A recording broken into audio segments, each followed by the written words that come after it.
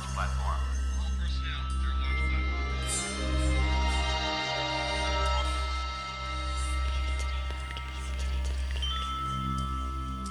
The Leaving Today podcast, the show about the news, history, and attractions of the Disneyland Resort.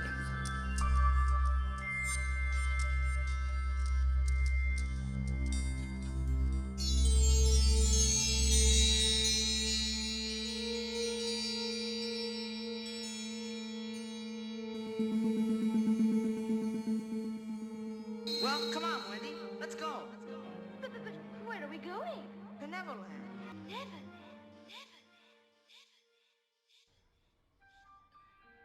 Hello, and hello. Welcome to Leaving Today podcast, episode number 198. Thank you so much for joining us this morning, this afternoon, this evening, whenever it is, and however it is. Thank you so much for joining us. My name is Mark, one of the co-hosts here of the LTP. Sitting to the right of me is the Trouble Masher Puppets himself, Udi. Good evening. Good evening, sir. Sitting to the left of me is, via FaceTime, I almost said Skype, it's Becky. Hi. Hello. Becky, we need to have a nickname for you. We got to come up with that. We're going to have to come up with that. Udi and I have to do it, right? That's how it goes. Mm-hmm.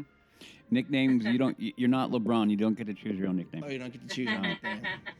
I'm kind of scared to hear what it's going to be. You should be. You should be. We'll come up with something clever. Okay. Hey, if this is your first time listening to us, thank you so much for tuning in, giving us a shot. I like to think of us as some of the best Disney friends you have not met yet. If you like to discuss the park, maybe some of the attractions, the history of the attractions, food prices, the way food tastes, maybe you like to complain a little about some things about the park or the company, you've come to the right place. That's what we do. Ultimately, we want the parks to survive, but ultimately we'll find the water to be very warm here. And for those of you who are repeat listeners, well, welcome home. Today's show is sponsored by you, the listeners, and how you can do that is go to our website, leavingtodaypodcast.com. We make it super simple with a Patreon link on there. Also on Instagram at Leaving Today Podcast, we have a link tree on there, and it's all on there. We also have T-shirts for sale. Yeah, a couple other things. We have our YouTube channel at Leaving Today Podcast. I think Leaving Today is one word in space podcast. But every couple of weeks we do a LTP lounge where we like to go go deeper into topics about whatever it is you want. We have a general theme, but we can definitely go off. If you want to come on the show, we will talk about whatever you want. But it is your chance to talk to us. Ask us anything you want. Mm-hmm. It could be, what do you feel about Radiator Springs Racers? Hey, I'm going to go in 3 weeks. I haven't been before. What should I be doing? How should I plan it? Oh, no, it's whatever. We will talk about it. And our friend Lewis on the East Coast now is joining us. He's going to be joining us pretty much. Probably, regularly. Yeah. I think he has a good time. Yeah. He's coming on tonight. And then after, for anybody, just let me add in real quick. The audio versions of this are on there too.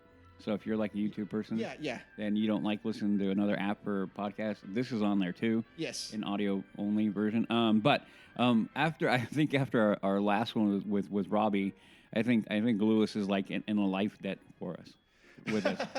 Yeah, he is in life debt for us. He actually lives. I think he just moved to Florida. He was going to move. I think. Yeah, did he move? Yeah, okay, yeah. I know he was going to. We got to catch up with him. But anyway, he is going to be covering Walt Disney World for us. Yeah, he's going to be our official, like for real East Coast correspondent. Yeah. So if there's something going on there, he said he would be happy to go down and check it out because I think he's within an hour of the park. He is. I don't know the geography of too far from where he is as far as Orlando, but he said he can get there in an hour. So whatever that means.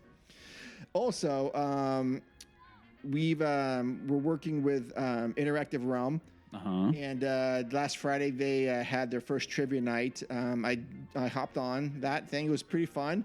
I was dead to the world. So once a month, LTB listeners, check our socials. We'll be posting when the next show is going to be on for that. It's super fun. Anyone can play. And the prizes are legit. So yeah.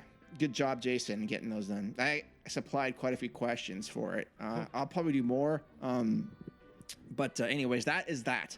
All right, today we're going to talk about, it's 5 years now that Star Wars Galaxy's Edge has been open for us. Insane. It's been 5 years. Insane. It's been 5 years. And but just before that, I was trying to get things set up for the show. And would you believe it? The randomizer showed up. What? And the randomizer never shows up. What? I know. It never shows up this early. But again, I can't control it. I mean, I can try to control it, but it's just frustrating. So, randomizer. What is randomizer? Right, Udi? Mm-hmm. Okay. Are you making up words again? Yeah, making up words again. The randomizer is it spits out. It has every attraction between both parks on there, and the top 3 come out, and it is we get to keep one, we get to improve one, or we get to remove one. But if we improve it, we need to say what we're going to improve. Okay, seem fair? Yeah. Okay. Mm-hmm, All right. So here we go. The top 3 are Mr. Toad's Wild Ride, Davy Crockett Explorer Canoes, and Millennium Falcon Smuggler's Run. Those are the 3 attractions we have. Got him. Again. Okay, you go first. Mr. Toad's Wild Ride, Davy Crockett Explorer Canoes, or Millennium Falcon Smuggler's Run. One must stay, one must be obliterated, and one must be improved. Okay, I got him ready. Are you, Becky, do you want to go first, or do you want to defer to No, Udi? no, let him go first. Okay, first one gone, Mr. Toads. I know. I already know the argument, and I already hear it, but no. I'm not going to go into They could do something else with Mr. Toads. Yeah. I think a lot of people, even though when you really look at it, it is a cool little dark ride. It is. But I would, I would eliminate. Then by the next one's going to be keep as is, right? Yes. Okay. I think I know where we're going here. Warrior canoes, keep as is. Well, they're not called that anymore. Well, what are they now? They I like the warrior canoe better. They're called the Indian War Canoes. Indian war canoes. What? The Indian war canoes. Yeah. Keep them as is. Yeah. Okay. So then that leaves me with Smuggler's Run. And clearly that means I got to change it, right? Oh, yeah, this is easy. And this is the easy one. This is absolutely easy one. Get rid of everybody that has nothing to do with the original trilogy and put them in. So I said it before. As much as I like, what's his name? I forgot his name also. It just slipped out of my mind. The guy from Rebels? Yes. Why can't I think of his name? What's that guy's name? Oh, dude. Hondo Tanaka. Thank you. Hondo Tanaka. Get rid of him. Everybody said to get rid of him. Put Han there. Put Han animatronic. Then everything becomes a Han and Chewie experience. And done. What if some kid goes, Dad, that Han looks just like the guy in Indy? They won't. Okay. It never happens. And even if they do, they'll be like, that's Indy and that's Han. Okay. So then the other part of it was to rotate storylines. That would be it. I mean, that's how little you need to do to correct that. Yeah. I mean, obviously you need to record new audio, all and re-scheme all that. But re-skinning Hondo Tanaka into a Han, or even a Luke for that sake, Or even a Lando. or even a Lando would be better. A Lando would work. Yes. And then redoing that and then changing up new graphics, dude, that can be done. And if you did that, like, this is one of my main. They do this with Star Tours, and this is when I get frustrated with Disney. I'm like, you keep on adding stories to Star Tours, okay, and then you make it a mix and match, and you don't know what you're gonna get. You're throwing the dice every time. I love that. I actually like that. How can you not do that with Smuggler's Run? They should do that with Soren, dude. They should do it with Soren too. I already said my opinion on that. I've said my piece. Soren over Bakersfield. Dude. That'd be awesome. Yeah, it'd be nothing but beautiful. dirt, flat grounds, and I'd be over it. Be like, and you get the musty smell, and then be like, yay! I have dust in my face all day long. I'm good. That'd be awesome, but no, dude. Bakersfield, we love you. Soren over Bakersfield would be so funny. It was like soaring over Modesto, or yeah. man. I think you could probably lump those two in the same. Probably. You wouldn't even know which was which. Probably. No. I wouldn't know. I wouldn't know, and I've been through both of them often. But anyway, no, that is what you do. You improve that right away, and then boom, there we go. You're gravy. Sure. Okay. Yep. Becky, do you want to go? No, you go, Mark. Okay. So I honestly, and this, I'm not doing it just to get out of it, but I mean, a lot of what Udi said is correct. I think if we're going to keep one thing as is, I would probably keep the Davy Crockett Explorer canoes just because I'm a fan of tactile experiences, much like Autopia, where I think it's great for kids and adults anyways, just to go in and have something they can physically touch and move and experience. And I plan on doing that when I go again in September. And if I have to go by myself, that's fine. But it's one of those things that I think it's important for kids to have. And it's one of those things that just you don't see anymore. And Disney World doesn't have, at least I didn't see it there when I was there, and I could be wrong. So someone chime in about Disney World having theirs. I know that at one point they did, but it's like the same thing with losing the Big Thunder Ranch barbecue in the petting zoo. That petting zoo, it's silly, of course, I get it, but where else are kids going to be able to touch goats and llamas and things like that, and feed them? Anyways, I remember my kids liking that. So anyways, that's a long-winded saying. Is when Davy Crockett Explorers canoes can stay. Mr. Toad's Wild Ride, I wouldn't really care if it left. I don't really go on it that much. I know, as Udi said, I know the reasons why it's an opening day attraction and everything, and I understand its historical purpose, but for the point of the randomizer, no, I would say that's gone, and they could expand something else over there. They could expand Peter Pan, because they share the same wall, I believe, unless I'm not. Yeah, no, you're right. You're okay. Yeah. Yeah. Or is it with? No, it's the same. I think they do either that or Peter Pan goes over it, or no. No, Alice in Wonderland. Alice does.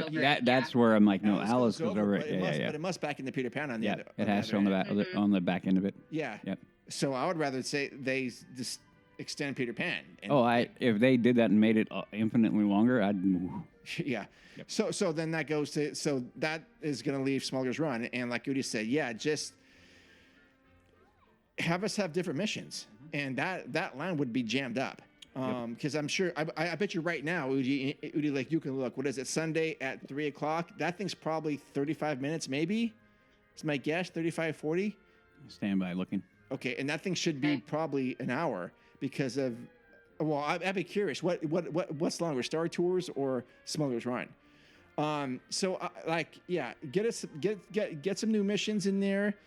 Get rid of Hondo because no one knows who he is. Put either. Okay, ready? Smuggler's Run, 25 minutes. What was the other one? Oh my gosh. Star Tours. Star Tours has got to be like 55 then.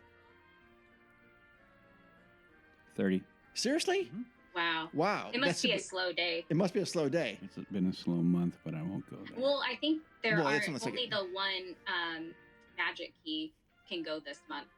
Oh yeah, you're right. Right. Yeah, and it is not mine. No, and by way of thinking, that those numbers should be way higher, but that is a different topic. But if they randomized Millennium Falcon, and that would increase the attendance a lot. 100%. And again, get rid of Hondo. Yep. And put in Han Solo or at least Lando. So since we're going to talk about Galaxy's Edge, I'm just going to preface our Galaxy's Edge conversation with this one thing, which I've said before. No. Here is the hack, Disney. Make everything OT. Sure. And then you will watch the money fall from the sky. Yep. It will fall from the sky. It'll be like you planted a bunch of money trees and they started giving money. Right. I mean, it'd be that easy. It's stupid easy. Stupid easy. Becky, okay, it's your turn now. Okay, yeah. Okay. So I am not going to be the same as you guys good. At all. Excellent. All right, good. Excellent. I would keep the canoes, keep them as is. I love that. I think what you said about the tactile experience is great. I think that they add to the atmosphere out there. I love seeing them, even if it's not something that I necessarily do every time. But when my girls are old enough, I can't wait to do that with them. I would get rid of Smuggler's Run. Okay. I'm sorry. No. Don't be sorry. Is there a red button over there? Would want it turned into something else, but Can sorry. What's the mute button for her again? Bye. Gone. I don't care about it at all. And then Mr. Toad, I would keep, but I would give it a refresh inside, similar to what they did with Snow White. Yes. And update the tech. Yeah, exactly. I'd want updated tech, but keep the basic story of it the same. No, I can't get rid of Toad. Okay. No, I can't even argue against any of that. But you have been on Smuggler's Run, right? Yeah, I've been on it, and I enjoyed it. It's okay. not some. So when I'm there and in Galaxy's Edge, I do enjoy going on it, but I think there's just stuff about it that's, I don't know, needs a little work. I agree. Do you get motion sickness? No. You're very lucky. Yeah, no, I'm fine. That's with pretty that. normal. It's just, it's just pretty frustrating. I don't know, when people are driving it, and I feel like the times I've been in it, you're crashing all the time. Yes. Mm-hmm. That kind of bothers me. You haven't flown with me. No, I feel like they always put a little kid in there whenever I'm in it. Yep. And then, I don't know, just the story isn't that interesting to me. Gotcha. Well, yeah, you're right. And that thing needs to be... Oh, yeah, no. And there is... So there are two critiques that you can still put on that. One, yeah, the story is kind of like whatever. The people in the back, the engineers, snooze fest. Right. That's a problem. And then one of the biggest critiques is, as a gunner or whatever, you kind of don't, you're not watching what's going in front of you. So it's kind of like a weird thing. Or you can just button smash. So it's kind of weird. You don't have to play the game if you don't want to, but yeah. No. I do like that queue, though. It's amazing. Waiting in line there. Yeah, it's really peaceful. I remember even when I was pregnant, I just waited in there till the end and then walked off. Just because I found it really peaceful and enjoyable. We got a couple good pictures of you and me in that queue. Yeah, we did, for sure. All right. Well, thank you for doing that. I don't disagree at all. I mean, I think you're right. I mean, yeah, good stuff. But I mean, an updated Mr. Toad would be pretty good. But maybe some of his charm is that it is kind of kitschy, you know. That True. Do you think, though, in reality, it has a big lifespan there? Well, I should think about that. The history of that. I don't think they're going to touch it. Yeah, I don't know. I think that thing's good. I don't see why they would. Unless they're gonna do like a Fantasyland redo. No, I mean they lost the one in Walt Disney World, but no. If I had to bet money, I think that thing's staying. Okay, that's good. He's playing a little background music over here. No, it was my iPhone. I brought up that picture and it started doing the whole like, look at all the memories. I'm like, I don't need the memories. I just want the picture, yo. Oh, okay. Yeah. There we go. All right. Well, that is the opening question, which happens to be the randomizer. I haven't got to do the randomizer yet. Well, lucky you, Becky. I know. And in fact, we may have two randomizers in the show. That's how crazy things can be. No, it can never have two. How about no? But you did great on that. Yeah, and, thank you. And you don't always have to agree with Udi. No, it's just easier when you do. I actually do enjoy diversity. Sure. I actually do enjoy diversity of thought. I know, me too. I think it's good, but but in this case, he happens to be right. That's a common occurrence. Yeah. Anyway, well, let's go to the news. You listen to me now. You are talking about things that you do not understand.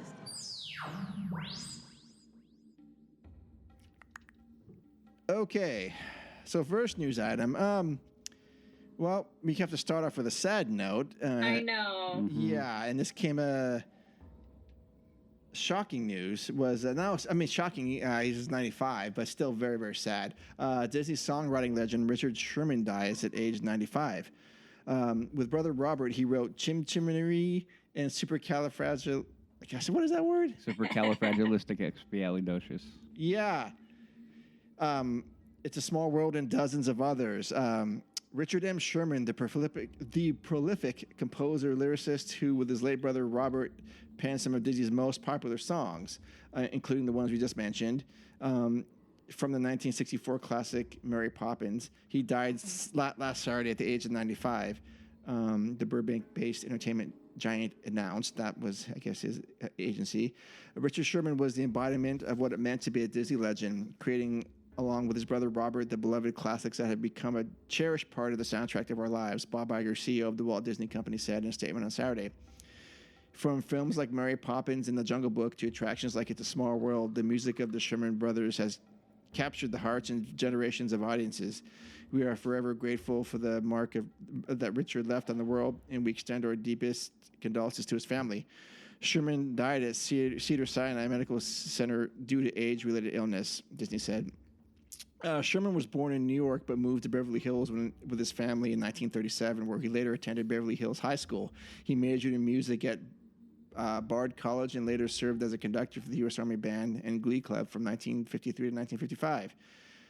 Gene Autry was the first to record a Sherman Brothers song with 1951's Gold Can Buy You Anything But Love. And the sibling songwriters got another big break several years later when Annette Funicello recorded their song Tall Paul.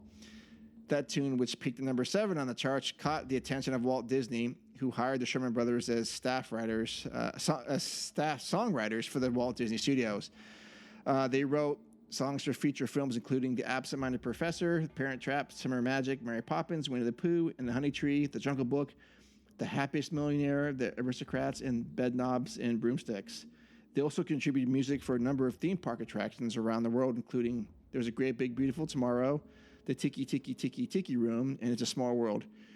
Richard once described the latter tune as a prayer for peace.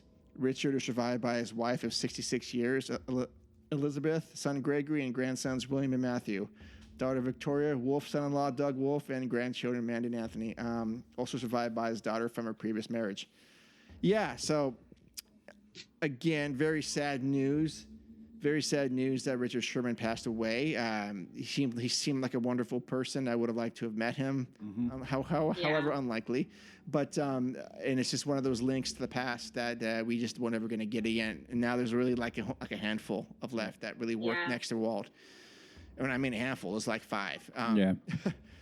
But again, I choose to be thankful that it happened, and I'm very grateful that his music will live on in the parks. And it's completely synonymous to me hearing that stuff. Yeah. I know. I mean, most of what he wrote is Disney, is what you think of when you think of Disney and going to the parks. Yeah. That musical experience. For sure. You know, dang it, Zippity Doo-Dah is too. Mm-hmm. And of course, you can't hear it anymore. No. Okay. Anyways, but I know that's not a Richard Sherman tune, or a Sherman Brothers tune. But yeah, It's a Small World, Tiki Tiki. It's all part of your. They're iconic. Very iconic. Yeah. You know, and it's one of those things like I forgot we were talking about it. Like there are a few people in this world that when you hear their music, it automatically brings you to a place. You know what I mean? Absolutely. And this is one of them. The other one that I equate to very heavily is John Williams also. Sure. Anytime you hear John Williams tune, and you almost always know, even if you don't know directly, but there's a part who's going to be like, wait, where's that from? It's recognizable, and it brings you to a place. So John Williams, I hear a score that he wrote, whether it be for Star Wars or Raiders or whatever, you're like, oh man, how amazing, and it always connects at a deep level, and this is the same thing here. So yeah, I mean, I think Philander brought it up when we had him on about there are less and less connections, you know. Yes. With Walt, and so this is where like you're always stuck in that place of like mourning and sadness, but also like you were saying, you're happy because you can still look at the body of their work and recognize how important and impactful it is and was. So, yeah. And to live 95 years on a personal and a professional level, that's such an impact to the world. Yep. Oh, yeah. Yep. For sure it is. So this is when you look at people and you realize that, you know, we're all human beings, but there are certain people out there that just can impact us in ways that we don't know or we don't realize until these moments like this. So, yeah. Yep. Actually, at the very end of the Mary Poppins soundtrack, for anybody who hasn't listened to it, there's actually about a 15-minute segment with the Sherman Brothers, and they talk about the writing of all the songs, and it's really, really good. Mm-hmm. That's cool. I think it may have been part of a bigger documentary, and if anybody knows that, definitely reach out and let me know what it is. because I would love to watch it, but it's a really good segment. I've listened to it multiple times. It's really good. It's very powerful. Okay. That's good to know. Thank you for bringing that up. Yep. Okay. So we should have a little moment for him. Sure.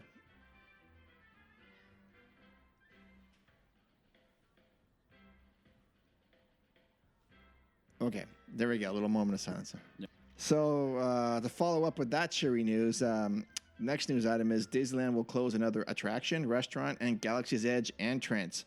The never-expanding scope of construction. Oh, the ever-expanding.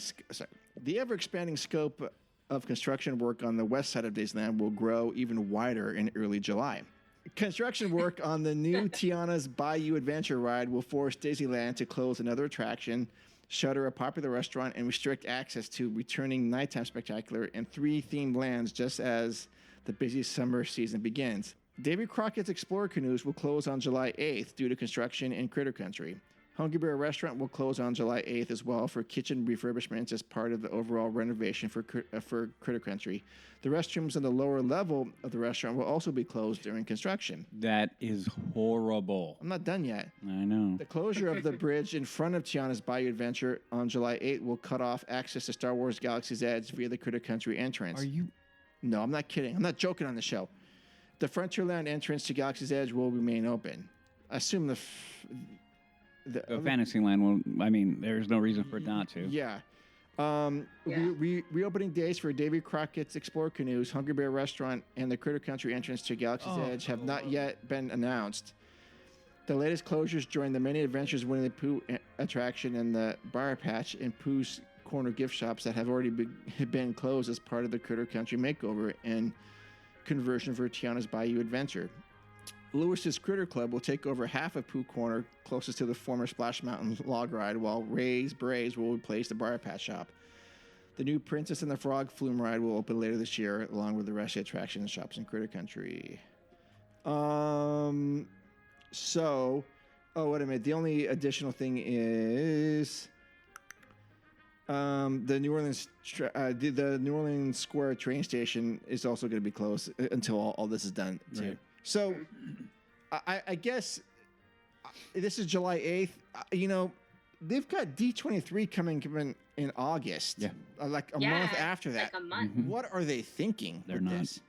And pretty much then we're saying that from the train station on, it's just closed. Yep. Oh, yeah. That's a huge portion. I mean, they need to figure that stuff out like within a month.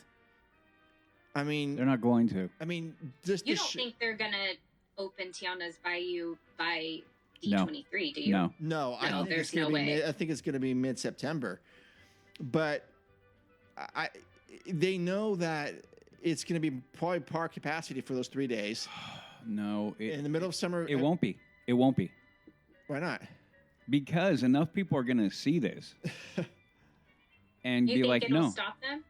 No. What I'm saying is there are going to be enough people, and even if people who aren't in the know like we are the news will spread quick. Is like, why even pay premium price when half the freaking park is closed?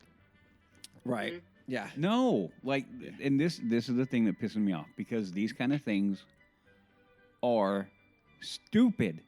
They're also preventable. That's what I mean. Yeah. It's stupid to have. Okay, so in my line of work, there are certain things that I will sit there and go, this is a stupid problem to have. And sadly, I've been having them often. Yeah. So I see this because they're avoidable. Yeah. They're 100% avoidable with a little bit of forethought and a good amount of actual leadership. So when you see these kind of things, you're like, it's dumb. Okay, because they should have looked at it and go like, okay, it's going to take us. So, okay, even if you go, okay, we're going to have to bite the bullet at one point in time and cut all this off. Clearly that was planned out. But at what point in time do they go like, summer, this will be closed right in the middle of the summer. Maybe we hold off a bit. Or we roll the dice and maybe try to speed everything up. Disney has been piss poor at speeding things up as of the last, decade. So they should have known. They should have known and should have waited. Then you freaking wait. Well, and not having a bathroom open in the middle of summer seems crazy to me. Right. And the Hungry Bear fits so many people. Yep. Yep. You had. And it's a more affordable restaurant as well. Correct. All these things apply, and then you're going to expect people. And this is when I get mad at Disney. It's a shaded area of the park as well. But you're expecting us to just take it, and this is where I get mad. This is where I really get mad at them, because these are things you cannot continue to do and expect people to just take it. So, funny though, maybe this makes a little bit more sense now. Last earnings report, I know you guys don't listen to it, I do. They admittedly said they're expecting a soft quarter for the parks coming up. Quarter 3? Yes. Which then you're like, wait, but that is summertime. Shouldn't that be the other way around? Yeah, that's what I was going to say. Isn't that normally one of the bigger quarters? Yeah, from here, quarter three, Q3, Q4 are usually, if I'm not wrong, the more busy times of the year. Correct. So you have summertime rolling into a little bit of dead time in the fall, but then you go into, but it is not that bad, and you go into the holidays, and then boom, it's packed. Going all the way through back into February-ish. And then, so that it makes sense now, because I'm telling you, you cannot do this without there being a level of backlash. Because right now, I am not going to that park for another 8 months, probably at the bare minimum. I was thinking, maybe we'll make it in the summer. Nope.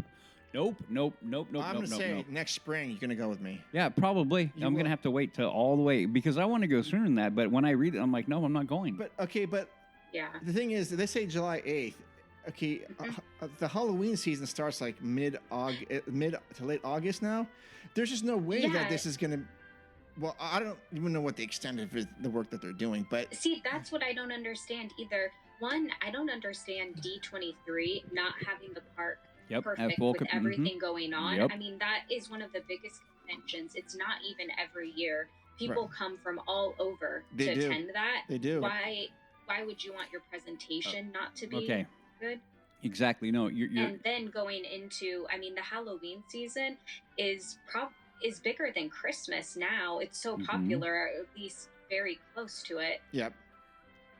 It doesn't make sense. Well, okay, and this is when I, again, coming from the point of view of being an avid park goer and a fan of the park, where I get mad at Disney, because to me, not everyone will look at it this way, but I do. We can analyze these things. We don't have their metrics. We don't have that. We can just use our brains and pick it apart on logic alone. Yeah. And then realize you're expecting people still to go, while offering them, not only not offering them everything you can, you're actually actively negating full sections of the park. Not even when they did Galaxy's Edge. What was the biggest thing that we had to suffer through? We couldn't use the trail going out the back. Or the railroad. Right. Oh, the railroad. Okay, which is huge, but still. Or Strip Columbia or Mark Twain. Well, I know, but still, to the main flow of the park, it didn't affect anything. Not really, when you think about it.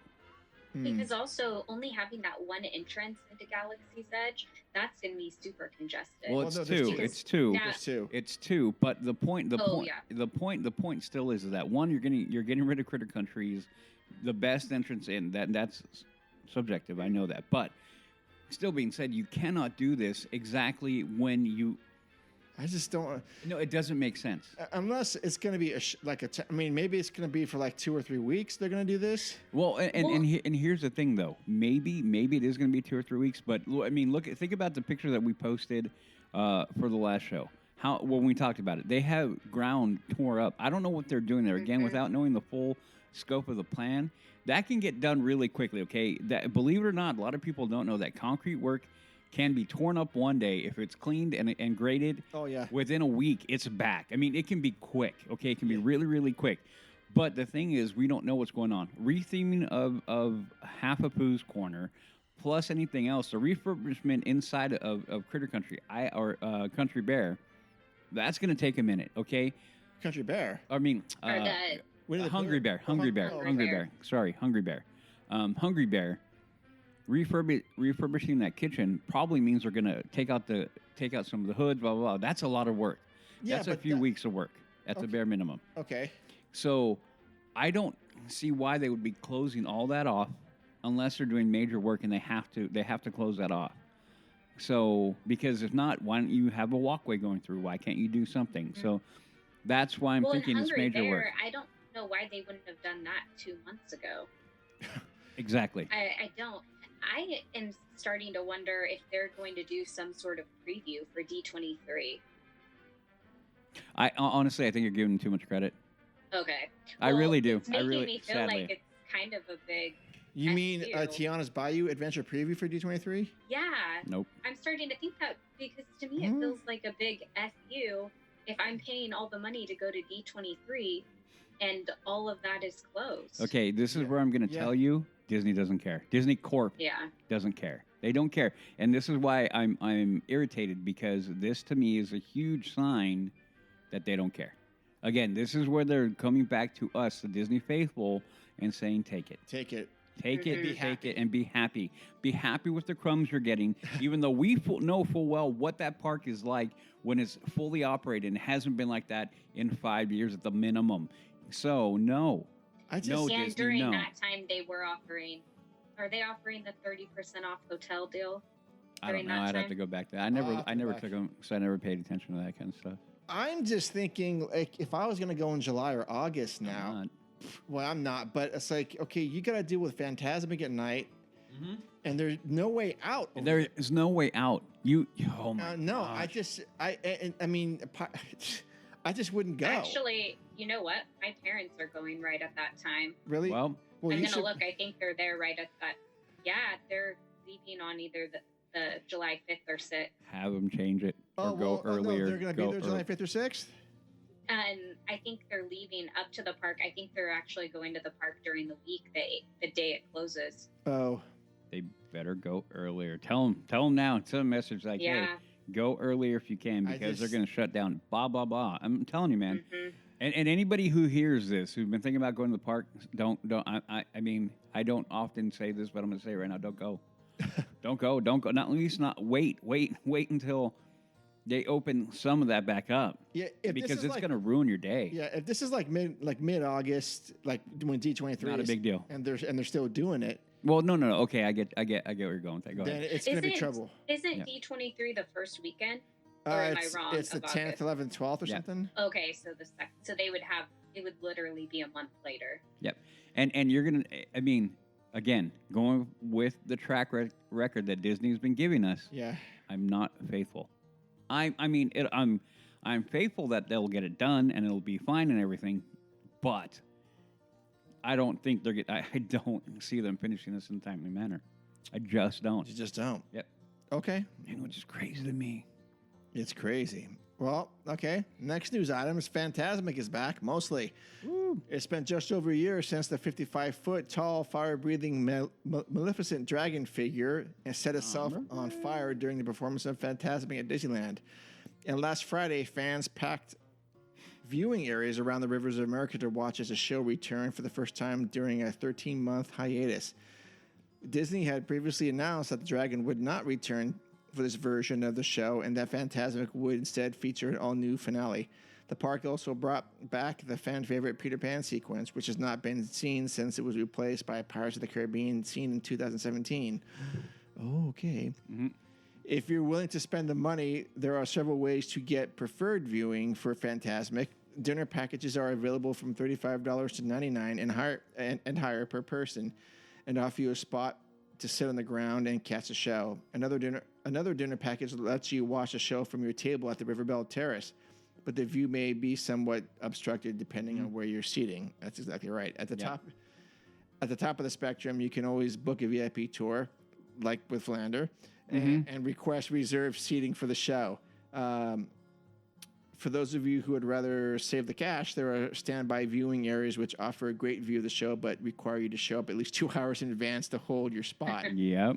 Beyond the time investment, there's also comfort factor, and in these areas are your standing room only. You may be permitted. You may be permitted to sit down for some of your wait, but at least this first weekend, cast members require guests to stand up to 90 minutes before the first showtime to make room for additional people.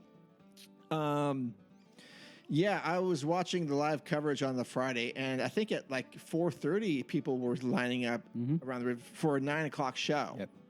Wow. And to me, again, if you buy a ticket and you want to spend your money and time standing in one spot, have at it. Have at it. It's not something I would do. No.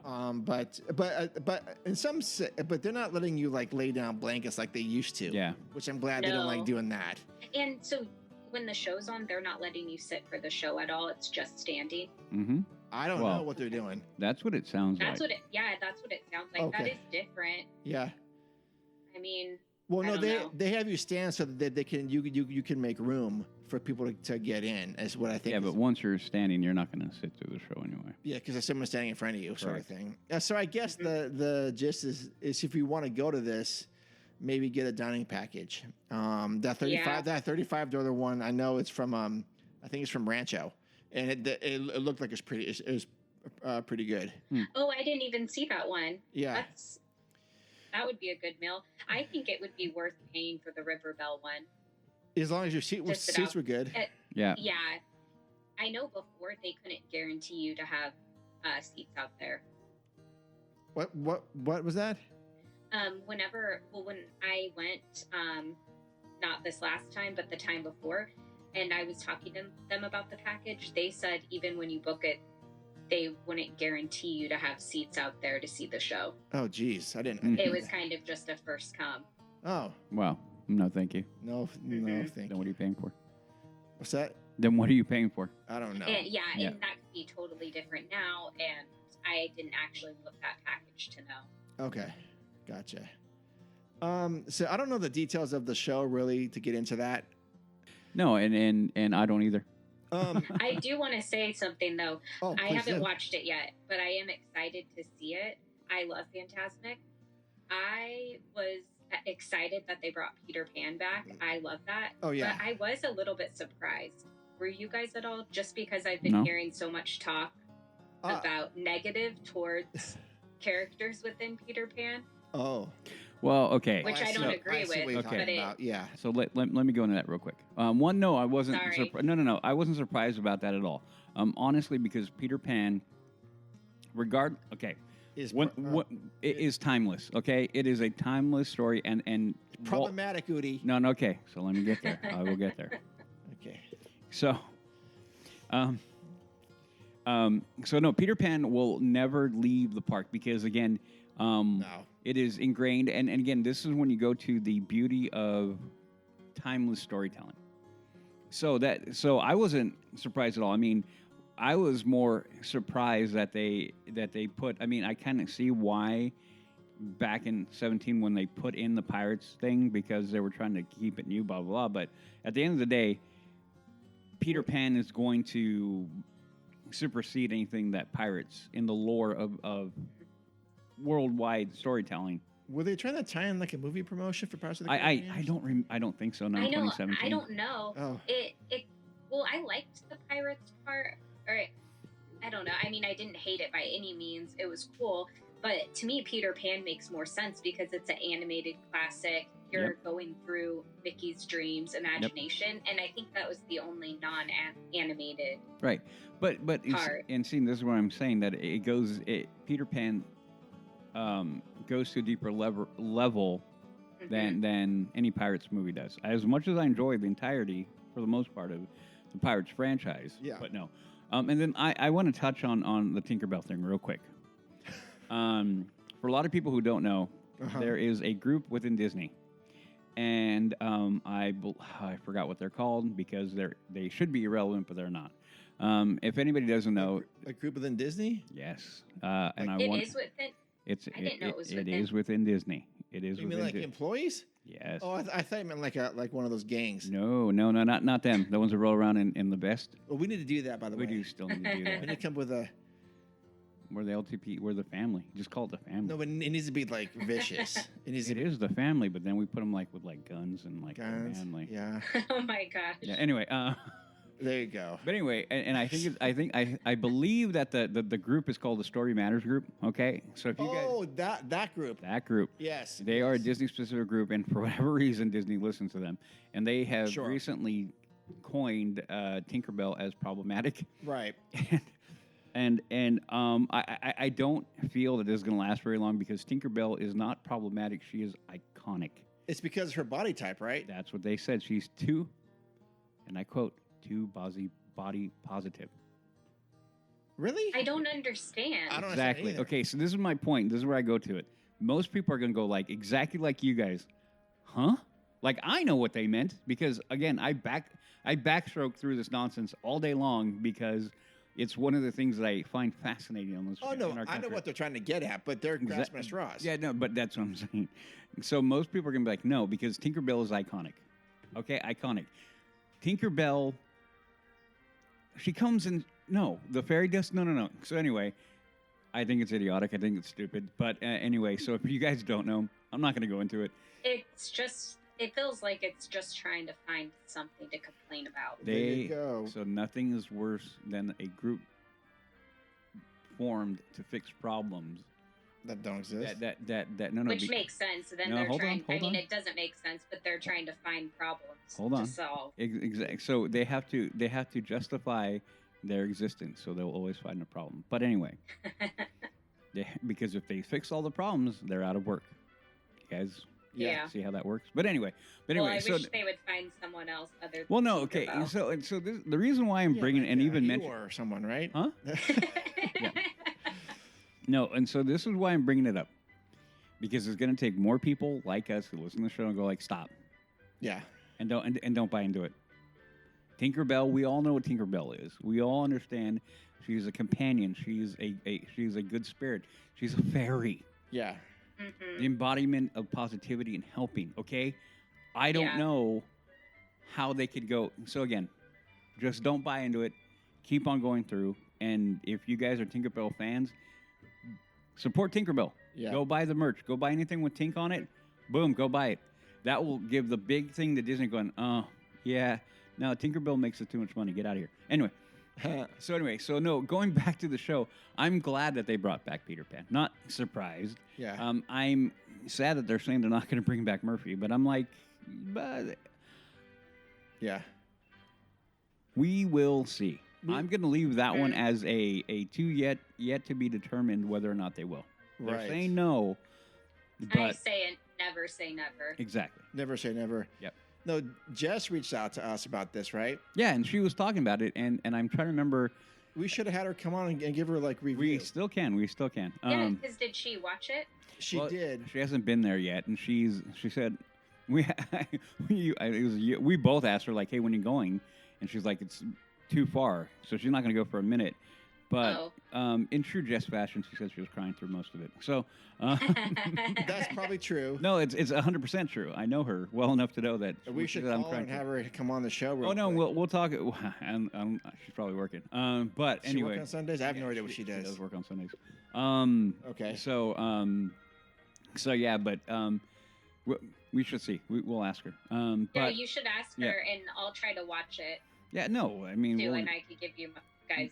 Yeah, and then that way, then you two all can go run off, and me and Mark will have and cry. Yeah, well, you guys can cry together, and then we're gonna go have beers in the corner while you guys are. Well, because it's one of those things that I don't even know enough about it to have a conversation. Exactly. Except that I'm gonna default to Marcus's saying is that I don't really like it, but I do need it to be there. Yep. Sort of thing, and I think that's very apt. Do your daughters like it? Yes, they do. And I just actually talked to one of them today. I went to the gym with one of them today, and I said, do you want to see if we can do Fantasmic one of the nights? And she goes, yeah, we'll see. Which means we'll probably have to get a dining package because I don't think we're going to want to wait around. Wait, who'd you go with? Huh? Who'd you go with? Who'd you go? Who was that? Ariel. With Ariel? Yeah. Okay. Yeah. Oh, that's nice. Yeah. That's nice you guys do that. Oh, yeah. What's that? Go to the gym? Yeah. Oh, I think that's a good activity. Oh, thank you. Your dad and daughter. Yeah, we try to do a lot of stuff. Well, we have different things that I do with each of them, but well, one of them just likes to go to In-N-Out, and so we do that. The other one likes to go to the gym, and we do that. That's valid. Sometimes they they switch, but it's fine. But we can all agree on Disneyland for sure. Fantastic is something that they really like. So. Oh yeah, and it needs to be back. I'm glad. I mean, overall, even though not my thing, I'm glad it is there, and Sure. I'm hoping that they go back to that, because having screens and that kind of thing, it doesn't quite hit the same. When we talk about it, Mark, you talk about it all the time. We just talked about it earlier. Having tactile, having that feeling, having that there is incredibly important, and I think it helps create deeper bonds with what you have. Yep. So enough screen time. We spend enough time in screen time, and I don't need a water screen to I don't need to see entertainment on that. You know what I mean? Yeah. I'd rather have a huge dragon. I'd rather have that actual fire where you're hearing that blast and you're feeling And feeling heat, it. and feeling the heat coming off. There is something just visceral and like, you know what I mean? Like it just hits better. Yep, for sure. Yep. Okay, so look in the future for a review of Phantasmic. We'll get Jess on here to talk about it, because I'm sure she'll have It'll just be both of them talking. Or like, Yeah, it's fair. Yeah, that's fine. I'll just ask you how many drinks you knew before. All right. Next news item is Bard appears in Black Spire Outpost. The Fire of the Rising Moons fireworks show. Dios mío. Anyway, sorry. What was that? I said ay Dios mío. Oh my God. All right, go ahead.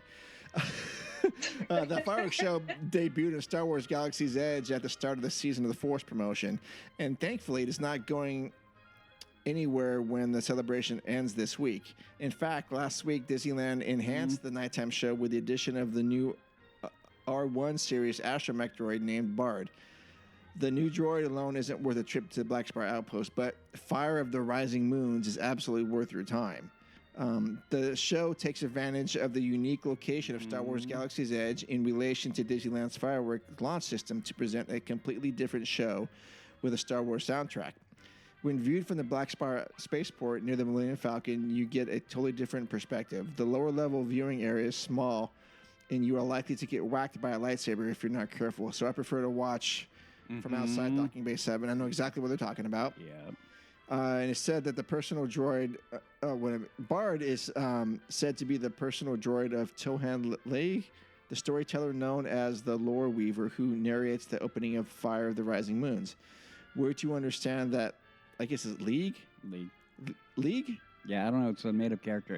It's like all characters, but this is made up specifically for this. Stored his recorded memories into Bard, and that Bard is now replaying those memories. Bard doesn't really do much during the show, but there are light and smoke effects synchronized to the score. The droid remains out during the daytime, so you can look for him next time you're on Batuu. Okay, so this is interesting. I don't think this is negative. I'm glad they're doing something small here. For those of you who have not experienced the fireworks from Galaxy's Edge, Batuu, I do recommend you do that. Udi and I have done it, and it's a completely different vibe than what you were thinking. It's just, it was. I thought it was really, really cool. And this but they were not doing the John Williams music when we were there. No, they were. They were not. They weren't doing any. Yeah, there was no music. Correct. It was just like, whoa, this is interesting.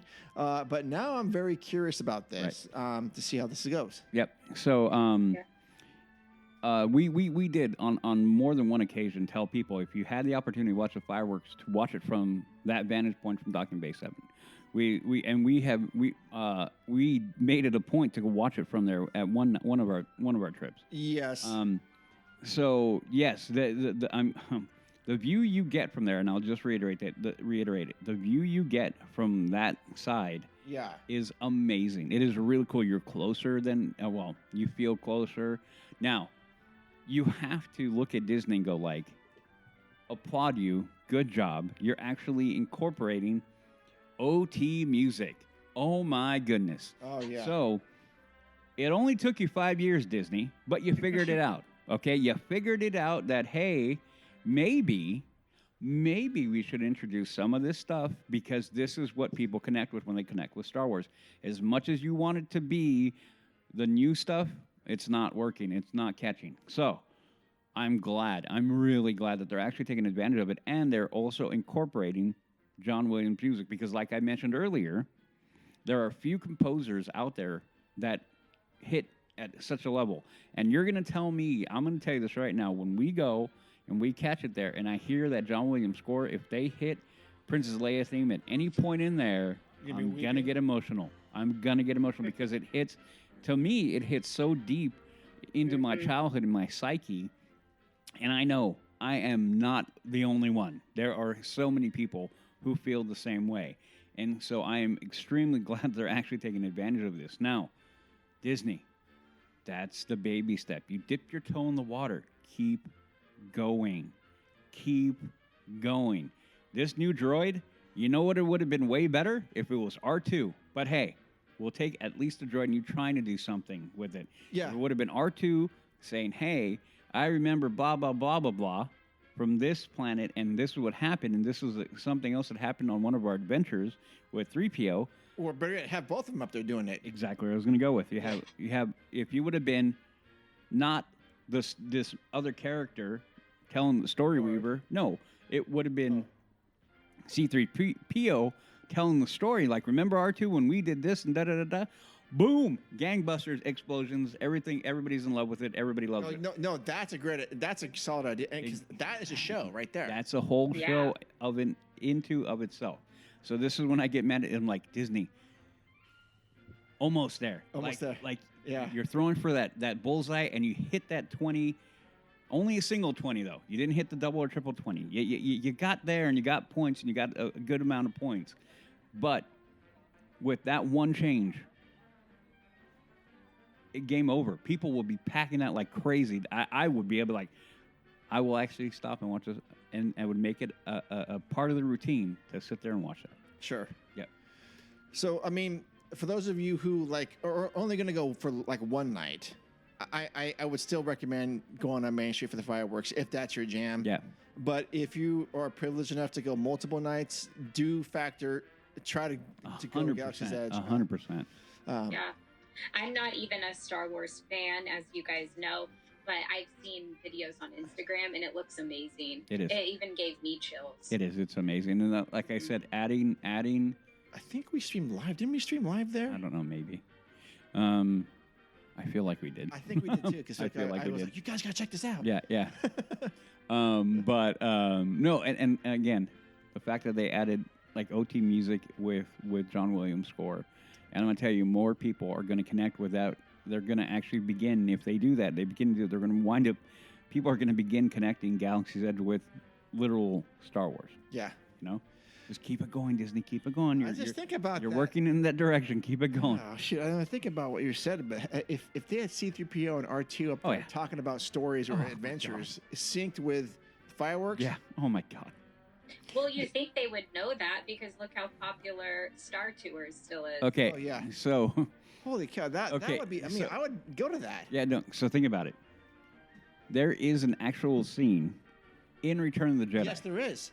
Where 3PO is. I'm sure Becky knows his stuff. Oh, I know you don't, but everybody else.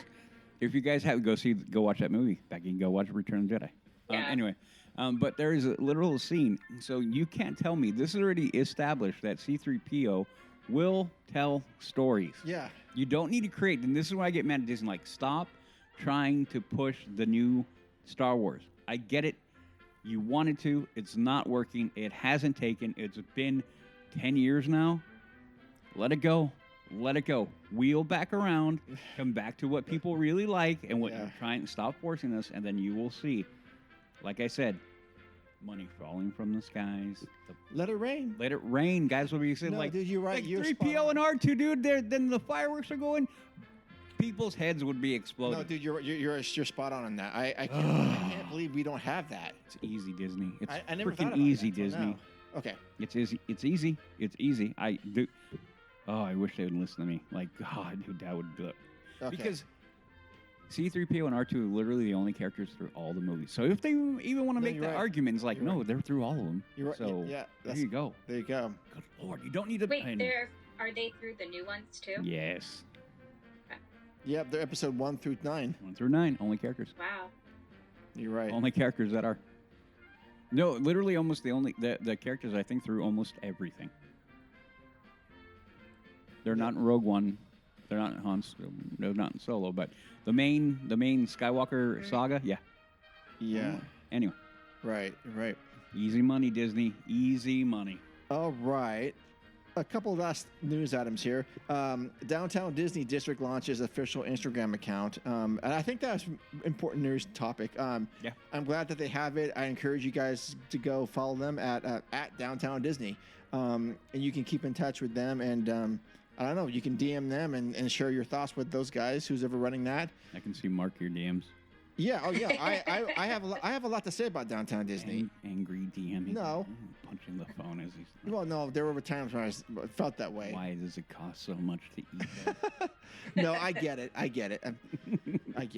But so do go follow Downtown Disney at Downtown Disney, and then that's gonna roll into the last story for this episode. Is the new Downtown Disney District entrance has been unveiled, and this is just on the opposite end of that new stage that they have there. And they did a first look at the new entrance to Downtown Disney. I like it. Has been shared on the shopping and entertainment destination's new Instagram account, which I just mentioned. The new entrance includes spread out security tables, silver gates, and a new overhead covering with large silver letters that spell out Downtown Disney. I like it. It is located on the west side of the district near the future home of the Din Tai Fung and can be accessed from the Simba parking lot. A mural along the restrooms features artwork by Nicholas Smith, highlights new offerings coming to the district as it continues on its multi-year transformation. Among these offerings are Paseo, Centrico, and Tenendita. Oh my gosh. Tiendita. I got you. What? How did I say it? Tiendita? I don't even know how you say it. Say it. You say it again. Paseo, Centrico, and Tiendita. Yeah. Oh my gosh. What is it? Tiendita. Okay. I can't. I'll go to that mode. Okay. Paseo, Centrico, Tiendita. Centrico. Okay, whatever. That was good. Okay, but there's going to be no confusion as to what restaurant we're talking about. No, not when you white it up like that. Okay. That's fine. Anyways, sorry guys, girls, I don't know what I'm talking about. No, you do. You just. I just like making fun of you when you say it. I'm going to point to you when I want you to say it. All right. Okay. Among these offerings are. I don't even know where you're at. Right here. Oh, okay. Okay, here we go again. Take two. And I'm not going to edit this out. Okay. Among these offerings. Okay. Among these offerings are Paseo, Centrico, and Tiendita, or Tiendita, which recently opened to guests. The mural above appears to depict the new entertainment stage, accompanying grassy area and Parkside Market. The new Chinese restaurant called. No, that's you. You got that one. Din Tai Fung? Yeah. Okay, we'll open this summer. Okay. And I'm glad we barely got through that. We scraped through that scenario. Yeah, so anyways, the gist of it is brand new gate. I'm not sure if it's actually usable yet, but it is there. And this is going to basically like solidify those for Disneyland Forward who think we're going to get some shopping district in Toy Story. Nope. Nope, we're not. Nope. They are going all in on this central hub here. Good. And they should. Yeah, no, and then I'm getting, from what you told me about Disney Springs, I'm getting that's what they're trying to go with. They're trying to go for that kind of like shopping area where you can come in. You don't have to go to the park, but you don't have to be like, here you go, like, you can come spend time and hang out over here. Sort of, kind of. But I mean, Becky, you've been to Disney Springs, right? Yeah, it's much bigger though. From right, Disney Springs is huge. Dude, it's not even the same. Almost not even the same conversation. It's like it is like 4 sections anchored by bridges over waterways and waterfalls. Oh, okay, but we're talking about like the idea though. Yes, the concept. Yeah. Damn it! I don't cuss on the show very often, but damn it, Udi, you would love it. You would love it in Disney Springs. You would go, okay, we're going to the park on Wednesday and Thursday.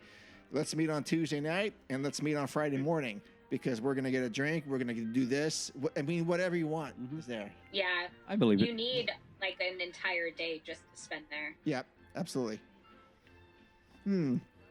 Okay, well that's going to wrap up the news for episode 198. Well, let's go to the feature presentation. And now for our feature presentation. All right. Well, it's been 5 years since we've been living with Star Wars Galaxy's Edge. I cannot believe that's been 5 years, because I remember when we first started the show in February of 2016, there wasn't even there was a glimmer of Star Wars Galaxy's Edge, right? I don't actually remember. Wait. When was it announced?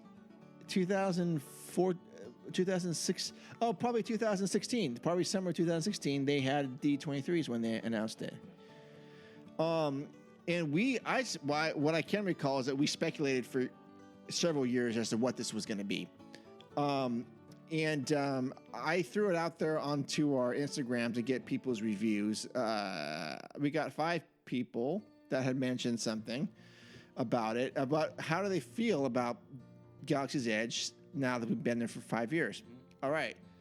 Michael said not much progress from what they promised us at D23 when they announced it. Yeah, I don't disagree entirely. They've delivered some of what they promised. Skittle Muffin said, should have OG trilogy in the land and have more attractions. I think that's what Becky said too. Gare Bear said, it's pretty cool, but I would give it back right now if we get the Skyway and people will move her back. Huh. Interesting take.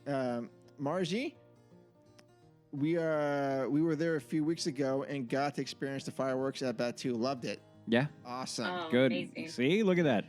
I hope you're doing well. We met you at the museum. Yes. Tar Heel alum. I used to call us like Tar Heelian, but now I think he's a North Carolina graduate. So they're the Tar Heels. Tar Heel. Yeah. Yeah. So Tar Heel alum.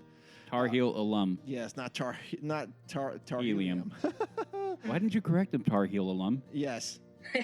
Well, he said it's never lived up to the hype. Okay. Oh, no, not wrong. No, he's not. He's not wrong. Becky, you are not tied to this land whatsoever, right? No. If they were to 101 the whole land, you'd be like, okay, peace out. No, I wouldn't do that either. Oh. I wasn't excited for it, but I see its place there. I don't feel negative feelings towards it. Okay. I enjoy it. I just don't have a tie to the shows, to the movies. Okay. And the whole franchise.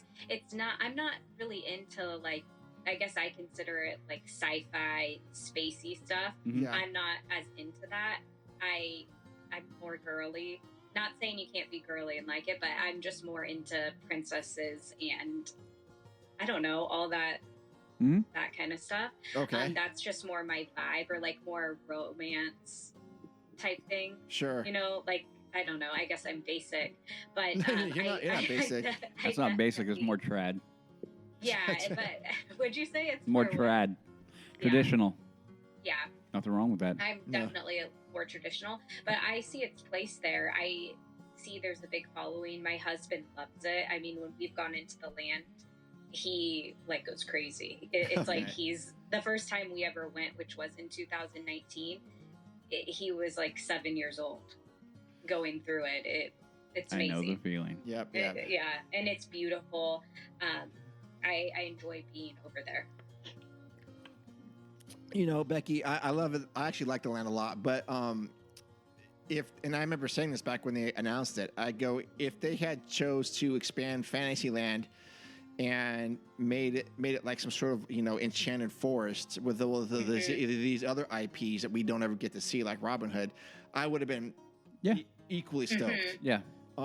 So I'm kind of with you on that. I mean, I still wish we could get that because that would have been great for having like a villain's land back there, but we're not there. We're Star Wars. I still think I know they built them in duplicate to save money, but I wish that they had 2 versions where Florida got this version and we had some sort of like indoor-esque mountain forests and things like that, because it actually lends itself better to that environment than what we have, having been to both. And Batu does lend itself to that. However, the landscape is out there. That actually flows like, oh, this looks like this kind of belongs here. Here, I think they did a wonderful job with the theming. So I'm not gonna really complain about that. We're just kind of splitting hairs here. I'm glad we have it. There are a lot of things that I still wish that they had not cut out. there's a lot of promises that they haven't made good on yet. A lot of experiences that are yet to be, realized that I think they could do quite easily. And I don't know, that's kind of where I'm sitting as we are like 5 years. I don't know, honestly, in 5 years from now, how much it's going to change. Right. Mm-hmm. Do you think that the pandemic put a stop on that? No. Or do you think it's the direction the movies went? Yeah, I think it's the direction of the movies. I remember I was listening to a DizGeek podcast not too long ago, and they're not doing it anymore, but it was from 2016. And Paul's brother, who I like a lot, huge Star Wars fan, he just said, and this is before Episode 7 came out. He said, "You guys better hope and pray that these new movies are good, because Disney's sinking a lot of money into them and to this land. So you better hope and pray that these are good, because if not, we're going to get a very bad product." I don't think he's wrong. Well, I think, okay, this is where it becomes a thing of like subjectivity. Yeah. It's not a very bad product. It's actually pretty good. About the land or the movies? The land. Well, the movies are you already know that. The first one's decent. The second one's nothing but a big steamy pile of trash, and then the third one is recovery. And it's like how can you put it? You're in a massive car wreck, and then you're like, well, how do I recover? I'm on life support. Oh, look, I came out of it, but I'm still bandaged up, and I don't look that pretty. That's what the last one is. Okay, so yeah. So, no, the movies themselves, like I said, I'm not going to go into that, but we'll go back to land. The problem is that it's a good land, okay? When you actually break it down to the aesthetics, the theming, sure, what is there, it's actually a very successful land when you look at it from that certain point of view, okay? So, certain point of view, right? Becky, do you get that reference? She does. Do you? No. Okay, it's a Star Wars reference. It's a Star Wars reference. Shout out to all the Star Wars fans who got that one. Like, I see what you did there. And I'm sorry for all the Star Wars fans who want me to stop talking right now. No, it's fine. Yeah, direct all hate messages to her. Anyway, okay. So, but going back to it. So when you break it down to that level, the X-wings out there, those kind of things that and then the shopping area, the bazaar, it's great. I mean, it's really, really, really cool. Doc Ongars, you go in there. I mean, even Docking Bay, you go in there. The food, I mean, the Millennium Falcon having a full, all these things. When you look at that from that point of view, it's amazing. It is a really amazing land. Like, I will go back to day one when we walked through it, and Mark was with me. Yes, he was. And I went through when we got to the bazaar. Remember, what was the first thing I did? I reached out and I touched the wall. Yep. Because it was like having that connection with the land. It made me want to reach out and touch and feel and be like, this is for real, you know? So anytime you can evoke that kind of emotion in somebody, you have succeeded at something. Succeeded at evoking emotion, at like wonder and opening up imagination, okay? Because like I said, for me to have to reach out and touch it was like to ground myself, like, this is for real. I'm not like in some weird thing in my head like I'm making this all up. This is for real. But that being said, that was the promise, okay? Now the reality is like, no, it hasn't delivered nearly to where it should be. Yeah, I've got a picture of him. Where's the camera here? Is it right there? Oh, yeah, I can see it. Oh, that's good. Yep. So Mark has a picture, literally. This is about probably a minute or two after I touched the wall for the first time. Probably, yeah. Yeah, you look so happy. Yeah, I'm like a little kid, and like you're saying, your husband like 7-year-old. Yeah, I mean, you can't. There's you right there. Yep. Yeah. Oh yeah, there's another picture of me where we're getting ready to go in, and I'm grinning from ear to ear. Yeah, so that's 9:00. We're standing about to go in the Frontierland. We were roped off that day. Yeah. And then this is 15 minutes later. Yep. And so this is the thing is going back to the reality of it is you can't get stuck in the imagination phase of it. You have to go back, and whatever you think could happen, you have to be real with what is there, right? So that is where Disney has failed. I mean, you all know that my opinion on it, locking it into the sequel trilogy, one of the biggest absolute mistake that they've done. Yeah. I think they realize that now. Well, okay, and I was going to say, followed only closely by the fact that they haven't wanted to let go of that. Oh. Okay? Yeah. So, but you're right. I said it before, I believe they're beginning to let go of that, which is probably some of the best news for any Star Wars fan that's still around, that hasn't gotten so jaded by Disney, and will help, I think, can begin to heal that divide between hardcore Lucasfilm, George Lucas fans like me, and Disney Star Wars fans, or in between Disney and that fan base, okay? This is why I go off on Kennedy and all that stuff. But going back to it, yeah. Galaxy's Edge. The dinner theater was promised, not delivered. The shows, having battles is rare. It happens, but it's rare. The immersiveness that they said that was going to be there. Like wandering droids and smugglers walking around. Right. Is rare. Dude, how cool would it have been if we're walking through the market and some smugglers come around and they like quote unquote pay for whatever with some sort of intergalactic like coin, and you go, who's that guy? Yeah. And then they vanish around like the corner. Yeah. Dude, that'd be awesome. You think about all the little tiny things that could be done. Yeah. That could deliver on that. Okay. Now, that is where Galaxies have just failed. So I think Skittle Muffin said they could use more attractions. Yes and no. There's part of me that says, yeah, having 3 attractions would be nice, but is it really necessary? In my opinion, no. Okay. They had that Bantha transport thing. That would be great, but this adds to the whole feel of it. Mm-hmm. It will never happen because there's not enough room, but it would add to the feel, and that's more important in my mind. Go ahead, Becky. I was just going to say that I think you're right on that. What I'm kind of relating the experience to is going to the Harry Potter areas, specifically in Orlando. To me, it is so immersive that when I watched Harry Potter since, it's almost like a mind fuck where Becky, I'm gonna have to bleep you. I know. I'm sorry. I'm gonna have to start calling you Jess. I'm sorry, but I have. Like, in my mind, I think I've been there. I think it's a place I've been, and I have to remind myself, like, oh, no, you've just been to a theme park. Yeah. But I feel like I've experienced it, and I enjoy Harry Potter a lot, but I don't have the ties to it like some people do, where I read all the books and grew up with it. Yeah. I didn't. I watched it actually later in life because I was going to go visit Orlando, and my husband told me, you would probably enjoy these. I think that Universal has succeeded so well on doing on the immersiveness of it, and they don't have just a ton of attractions. There are a lot of shops. There's a lot of things to touch, a lot of things to feel. So I don't know necessarily that another attraction would do that. I think it's something else. Well, no, and this is where I'm going back to it.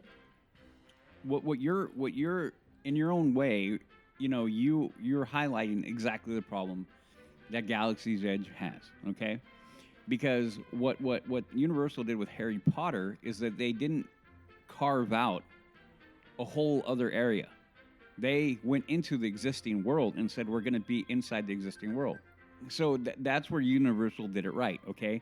They didn't carve out and try to create a whole new thing. They literally went like, no, this is where people enjoy it. We know they enjoy it here, and we're going to stay right there.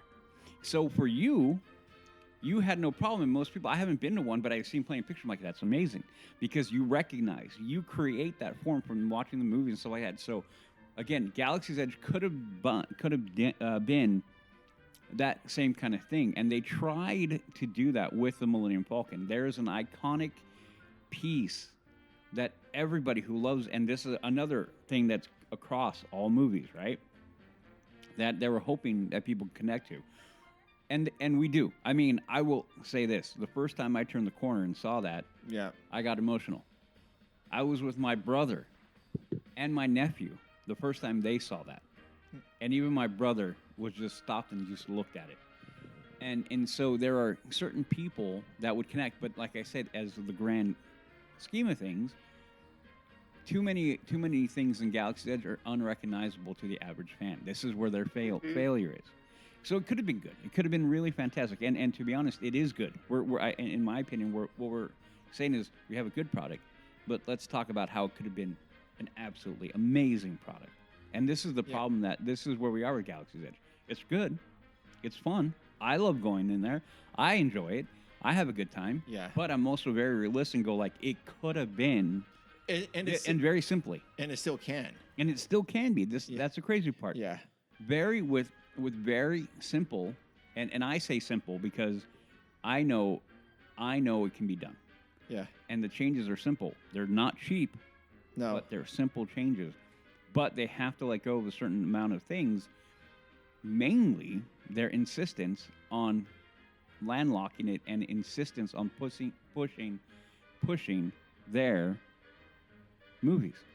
Right. And taking the entirety of the IP and doing that. So instead of it having a first order shop, it should be just like the baddie shop. With Empire. With Empire stuff, Imperial stuff in there, Sith stuff in there, and first order stuff in there. Going to Doc Ongar's, you have a mix of that kind of stuff. So that's what I'm saying. If they want to improve it, that's where they got to go. Another attraction, I don't think would make a difference. Overall, I don't think it would improve it. Depending on the attraction, but I don't think it would improve it that greatly. Do you think that they need to get rid of Star Tours and Tomorrowland to protect the thematic continuity of that? Currently, no. Okay, no. Okay. To be direct, no. But they also can't ignore. The problem is it's ignored over there. Like, the problem is that because of how they try to lock everything into this one area, they're almost forced to ignore that other thing. So it would be better, and this is what I'm saying, it would be better if they were going to add attraction, pull Star Tours into that land, retheme it, redo something. Still make it a Star Tours type thing. That's Smuggler's Run, dude. But no. But let me be more specific, because if they unlock that land, okay, yeah, move Star Tours over, then it makes sense, because you're literally like, hey, now we're going to go to the Black Spire, and from the Black Spire, you can find a tour and go somewhere else. It's the same basic thing that Star Tours does now. You're going to go on a tour. We're going to go to Endor. We're going to go to Tatooine. We're going to go to Mustafar. We're going to go to any of the different Hoth, any of the different planets. Same thing applies, but the reason they can't put it over there because their insistence to lock it in that time. Yeah. You can't go like, we're going to go to Hoth, because in technically they're going to be like, well, what's Hoth? Is that where that one ancient battle? No, stupid. It's from the other movies. Yeah. You know what I'm saying? So that's what I'm saying. So Galaxy's Edge could have done. Really, it's a C product, C+ product. Galaxy's Edge? Yeah. Oh, that's low ranking. I know. Oh, okay. And that's crazy to me, because it's a C+, because I know what it could be. Yeah. Mm-hmm. And it should be an A++, like, no problem. The dinner theater I would love that. Yeah. Well, they did promise that. They did. They did. And we actually, when we went there the first time, we were queuing for Smuggler's Run, because that was the only attraction open. Yep. In that auxiliary area, which was supposed to be the restaurant. It's massive back there. Mm-hmm. Oh yeah, it's big. Plenty of room. Oh yeah, I know what you're talking about. Yeah, it's like behind those gates, and like, oh, this is massive back. Yeah, I did go in there whenever my first trip there. Okay. Mm-hmm. Yeah, that is massive. It is. Yeah. Mm-hmm. So there's potential for dinner theater. There's potential for, like what Udi said, with a C-3PO and R2-D2 storytelling hour during the fireworks, right? Which would be just amazing, mind blowing. Yeah, yeah, not necessarily another attraction, just more experiences, more story, more getting into the moment of what it would of the land is what I'm going to say. Right. Mm-hmm. Yeah, I don't think there needs to be like a roller coaster, or it needs to be any kind of kiddie spinner or something like that. That'd be dumb. No, like I'm saying, if you do want to add attraction, literally bring Star Tours over. But so you'd be okay with 2 simulators? Okay. Yeah, well, because again, going back to it, if you did 2 simulators over there, you would have to revamp Smuggler's Run. You would have to. Yeah. Okay, you would have to do it. Now, the problem is some people would go, okay, it's the same basic thing, and to an extent, it is. Yeah. And I wouldn't have a problem with it, but I could see how someone would be like, no, I don't want to have that, and I get that. If they did that and someone was not happy about that, no argument. I get your point of view. I disagree with it, but I get your point of view. I don't want another simulator on top of the simulator. Hopefully, what they would do is hopefully what they do is add the dinner theater. Add a full sit down nice, book it, do that, and if they're intelligent about it, they could probably do something with premium seating for the fireworks. Yeah. Again, the marketing plus the theming, you can marry those quite well. And Disney, for the most part, had done a pretty good job. And now the marketing team. Because if you think about it, music in bars are they're in a lot of the movies. Yeah. I mean, with the that stuff on Mos Eisley, I think that's where that is, right? Yep. And then you get it in episode 7, when they go. I forget what that character's name is. The little girl, the little woman with the big. Yeah. Whatever that is. I forgot her name. See how important she is. Important. But that's a story for another time. Yep. Well, in what you guys are talking about too, you do get a different experience when you go and you do Oga's Cantina, as well as doing the lightsaber creating. I feel that adds to the land. It's just they're costly. They need something where you don't have to go spend $300 to make a lightsaber and get that experience. Oh, I know, right? Sure. Sorry. No, did your husband do that? Yeah, he did. The first time we went. Okay. And I thought it was cool. Yep. Udi did it, and we got to go in and watch him do it, and it was pretty impressive. I was like, I got a little emotional when. I mean, that's an experience. I know that it is a luxury experience, but it's an experience. For sure. Yeah. Yeah, I don't know. So you're saying that if they added a dinner theater or something, you might be more inclined to check it out? Yeah, I would definitely go check it out. Okay. I think that would add to the experience. It would be a reason to go there. It would be a nice meal. Oh, yeah. Mm-hmm. For sure. Because I guess as my perspective from just going into it and not being a huge super fan is there's just not that much, but not that much as far as attractions, just not that much of a draw. Oh, right. I don't know how to describe it. No, I know. I understand what you're saying for that, for sure. Mm-hmm. It's just kind of lackluster, you know? Yeah. Okay, this is it. This is it. Well, I know. Yeah, you're right for sure. But in terms of thematically designed and bringing you into that world, I think they did a great job with it. I mean, the work is just phenomenal. Yeah. The coloring is great. At night, I think it's beautiful. Yeah. I think at night going back out through Critter Country is amazing. With all the audio and just otherworldly stuff going on, it's just great. So you say it. Go ahead. Well, sorry, I was just gonna say that's also something that sets us apart from Hollywood Studios version. Yeah. Whenever I went there, that build up to get into the land. Yeah. You're just kind of there. Right. I don't know. There wasn't a build up, whereas walking into Galaxy's Edge for the first time at Disneyland, I don't know. It felt eerie, and it added to the atmosphere going in on Critter Countryside. Yeah, you're totally right, and I can totally agree with that. The one in Hollywood Studios is this is it. We're going through this tunnel. Okay, you're at a theme park land. Yep. You know. Yeah, I will say that their Star Tours version outside is better than ours. Oh yeah. Holy cow. Great. Yeah, I took pictures and sent to Udi. I go, dude, you gotta check this out. This is just incredible. With the AT-AT over in with the Ewoks, holy cow. Yeah.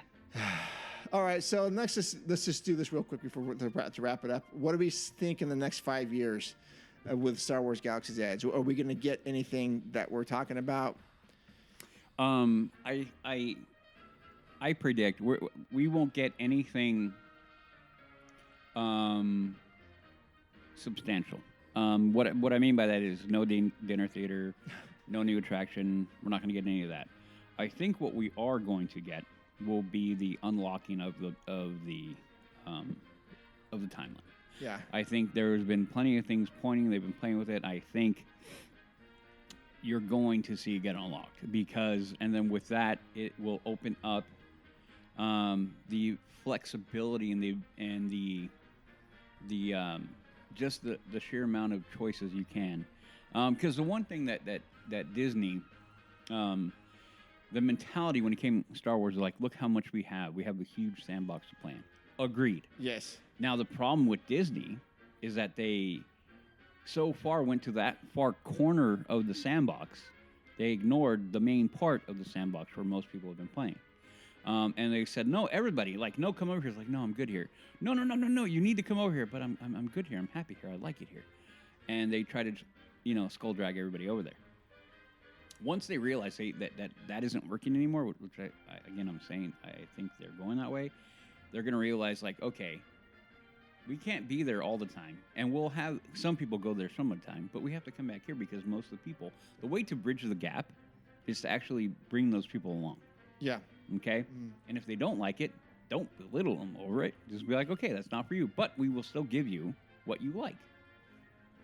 So I feel they're going to unlock it, and once that happens, then we'll see what happens. But that has to happen first. Okay. Before we get anything else. And honestly, the way I feel, that if they announce, well, we're going to do this or this or this or new attraction or whatever, or new theater, if they announce that before they unlock that, I'm like, well, you're just doubling down on a bad idea. Okay. Yeah. Gotcha. Yeah, I tend to agree with you on that. I think we're going to get more characters. I think we're going to get people from Acolyte in there, which we've never seen before. Udi, I know. And what comes on after that? I don't know. Ooh, the episode 10? Is it with the Ray thing? Did that get is done? He's making some weird gesture, but I don't. I'm going no. Okay, you want to? Okay, you did put your finger up when I said Acolyte. Okay, so Acolyte's going to burn, crash and burn. Now I'm not saying. No. Let me pause. It's coming out in a week and a half. No. Let me say this. I'm not saying that Acolyte is going to be a bad show. Okay, I'm not saying that. I haven't watched it. You said it was going to burn. Let me tell you why. Because I think it's, again, Disney saying, go play in that corner of the sandbox. And people are like, I don't want to play in that corner of the sandbox. So they're not going to go to it. That's why. I'm not saying, like, because look at Andor. Yeah. I liked Andor. Andor was a great show. Yeah, me too. Yeah. It was a good show. But it's not in the part of the sandbox where the majority of the people are playing. It's not going to be lucrative. So, Andor, we get an Andor season 2 for us who like the show and be like, cool. Yeah. For the vast majority of Star Wars people who are not, or Star Wars, the casual fan, they're not going to relate with that. You're going to bring up a picture of Andor and be like, who's that? You bring up a Darth Vader, like Darth Vader. You can bring up a picture of Luke. Yeah. You bring up a picture of anybody from the Andor series, and be like, who's that? But you bring up Luke, and be like, Luke Skywalker, Han Solo, Princess Leia, Chewbacca, R2-D2, C-3PO. That's the problem. You're going to bring up any of the new characters from Acolyte, and I'm going to be like, who's that? Who's that? I'm saying that already. I'm like, who's that? And so, in my opinion, no matter what the quality of the show, it could be a great show. From what I've heard about it, from what the showrunners, I'm listening how they're describing it, I'm not very... You haven't bought in yet. I'm not being hopeful. Okay. Because of how they've described it, I'm like, that show is not for me. But I think we're going to get some of those characters walking around. Well, no, and this is what I'm saying. I don't think we are. Oh, okay. I don't think we are. Mm-hmm. And again, because I think, again, this is not to the quality of the show and the quality of the storytelling. This has everything to do with people just don't relate with that Star Wars that they're trying to make us relate to. They don't. Then the secondary argument is the quality of it. Okay. So I always go there's like, to me, the quality, the argument is always the quality of the product, and then I go to whether or not people are going to connect with it. Yeah. I go in the opposite direction. Most casual Star Wars fans go like, do I connect with it? Even if it's bad Star Wars, but they recognize Luke, Leia, Han, whatever that they connect with, they will accept that. It's us who go the other way and like, well, I like the characters, but that product is crap. That's where I'm at. So, like I said, the casual fan, they're probably not going to like it. I don't think we're going to get anything Acolyte related in there. In fact, I'm pretty sure that this will probably be the nail coffin in the High Republic as a whole. Okay. That's what I'm saying. For everybody who knows what I'm talking about, let me know. Because I know you don't know what I'm talking about, and I know Becky doesn't know what I'm talking about. But all you guys out here know what I'm talking about. High Republic, I think this is going to be nail, the last nail in the coffin. Are you guys both going to watch it? Yeah. The Acolyte? I don't have. Yeah, my daughter likes. Well, she has Disney Plus. So I'm gonna have her come over here and sign on with her account. Oh yeah. I don't have Disney Plus right now, so it's out this week too. Well, by the time this show comes out, it will be out. Okay. Yep. Okay. And they're doing 2, right? The first. Okay. Have you seen how long? 2 No, I could. releases. Yeah, 2 hours. I could have gone on Friday. They did it, the. Oh, I tried to get tickets for that. I didn't get it. Yeah, no, and I completely was going to, and I'm like, I don't even know if I'm going to be It was alive on Friday. off of Arden. I know. Did Joey go? I have no idea. I didn't ask him. Oh, okay. I don't think he did because he would have posted about it. That's right. He would have been there. So it's a new movie or it's a new series? Series. It's a series. Okay, series. Yeah. Is it 8 episode or something like that? Yep. Okay. Well, we'll see how it goes. Yep. Maybe I'll try it. Yeah, you might as well. I mean, I just don't know if I need to invest in watching everything that's ever come before it. No, you do not. Oh. Okay. Okay. No, actually, you know what? If you do, if you do have time, go ahead. I'd be curious as a non-Star Wars fan how you're gonna like that. I'm curious. I'll try. Because you will have a unique point of view. You won't have Jess's point of view, who is a Star Wars hater. Yeah. But you have the outside point of view. You're not a Star Wars fan. Yeah. It's a fine line. I'm sure it would be something nice to watch with my husband. Maybe. Has he seen Rebels?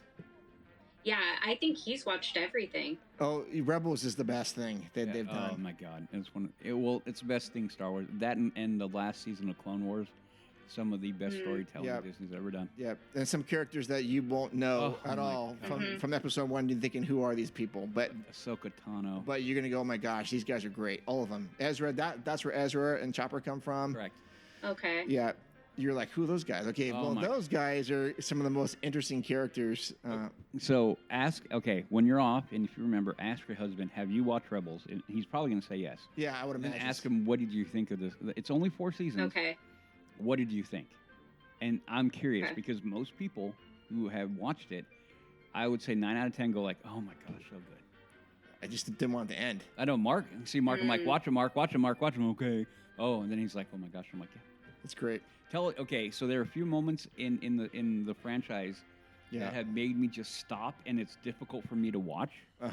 In that series is one of the most difficult scenes I've ever watched on any show, period, in my lifetime.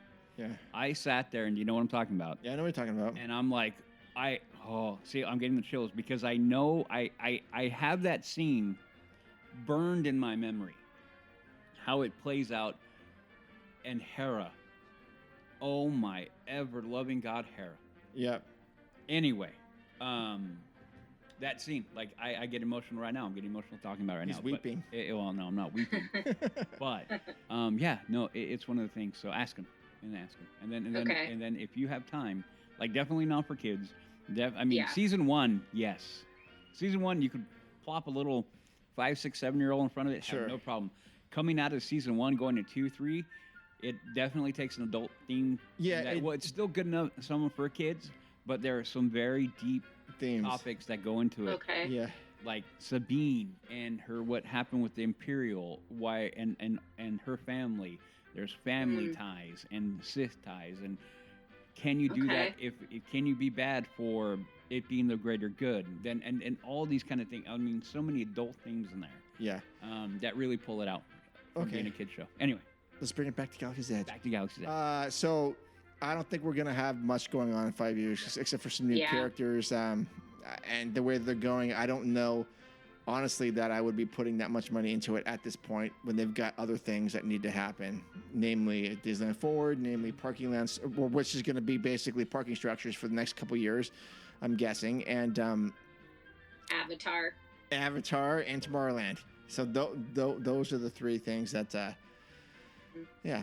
And apparently they need to figure out what to do with Critter Country to get the thing open again. Again, that's a bigger question.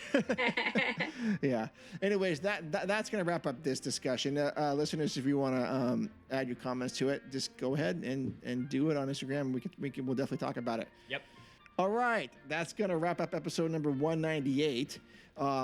Thank you so much for joining us this afternoon, this evening, however it is, and whenever it is you listen to us. It means a lot. What would also mean a lot is if you were to, whatever medium you're on, if you could leave a review of the show, 5 stars, 2 stars, 1 star, whatever it is you want to do, and a brief summary of why you gave us that rating, that would be great. It helps us with the algorithm. That'd be wonderful. Also, check us out on TeePublic for Leaving Today Podcast. For some shirts, also on Instagram at Leaving Today Podcast. All our information is there. And if you want to get involved with us with Patreon, the options are there. You know how to do it. All right. Episode 199. God, it's coming up shortly. And also at this moment, I would like to ask if you would just send us a message at info@leavingtodaypodcast.com, like an audio message. We'll play it on the air for episode 200. Don't know exactly what we're going to do for that, but it is the milestone, I guess. Yeah. It is, yeah. That we should probably celebrate, and hopefully I'll get some people here, and we can do that. But I would like the listeners to get involved. Just please send us a message so we can play it, and we will definitely do that. Okay, Becky, where can people find out about you? You can find me on Instagram at BECKY_WEIMER. Or Becky_Weimer. Becky_Weimer. All right. Udi, for more banter that is witty. You can find me on my social media, which are Twixter and Instagram, though really on Twitter. Twixter, I don't do much. But on my IG, I'm there. They're both the same handle, HAXGOALIE, Hacks Goalie. If you want to ask me any questions or whatever, I'm there. I answer all my DMs. All right. Yep. All right. Am I missing anything? No. Okay. 198.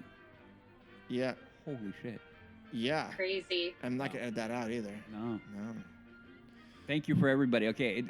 Mark, you said 198, and then I just stopped and I just started thinking about that. I'm like, yeah. Holy crap. Yeah. 198.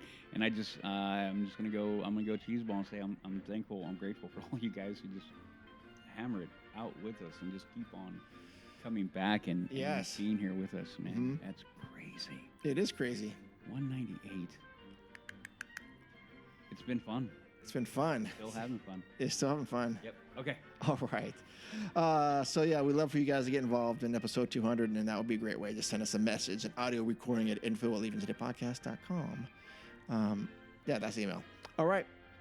We love you. Adventures out there, and we'll see you in the parks. See you. Bye.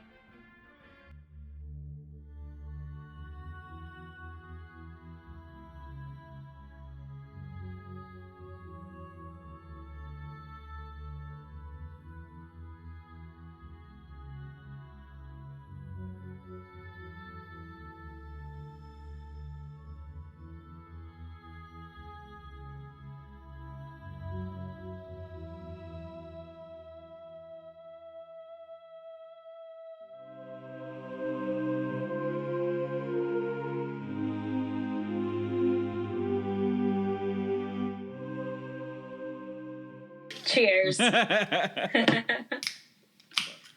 Okay. Sorry. Now that I cracked it. It's like a breath of fresh air. I like it.